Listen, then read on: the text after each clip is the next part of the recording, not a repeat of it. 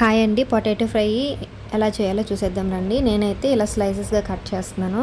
దీనికోసం 2 బంగాళదుంపలు తీసుకున్నాను. చూసారా, ఇలా పల్చగా కట్ చేసుకోవాలి. ఇంకా 2 ఆనియన్లు, 2 పచ్చిమిరపకాయలను కూడా కట్ చేసుకొని ఒక ప్యాన్ పెట్టుకొని దానిలో ఆయిల్ వేసి శనగపప్పు, ఆవాలు, ఇంకా జీలకర్ర, దంచిన వెల్లుల్లి కూడా వేసి ఆ 3 బాగా ఫ్రై అయ్యేలాగా వేపుకోవాలి. చూసారా అలా వేసాను. దీనికైతే ఎక్కువ జీరా వేసుకుంటే బాగుంటుంది.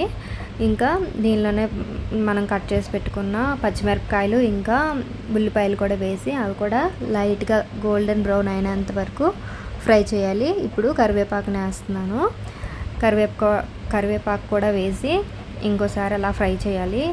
నేనైతే ముందుగానే పసుపు, ఉప్పు వేసేస్తానండి. ఎందుకంటే నా కూరలో మంచిగా కలిసినట్టు అనిపించదు. అందుకని ముందుగానే వేసేసి తర్వాత ఏ కర్రీ చేయాలనుకున్నానో అవి యాడ్ చేస్తాను.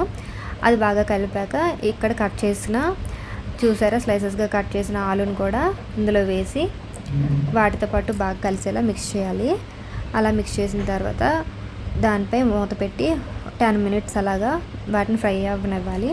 మధ్య మధ్యలో కలుపుతూ 2 సార్లు మూత తీసి కలుపుతూ ఉండాలి. చూసారా, పొటాటో వేగంగా మ్యాష్ అయిపోతుంది కాబట్టి నెమ్మదిగా ఆ స్లైసెస్ ఇరిగిపోకుండా చేసుకోండి. ఎవరైనా వచ్చినప్పుడు ఇలా స్లైసెస్గా చేస్తే డిఫరెంట్గా ఉంటుంది.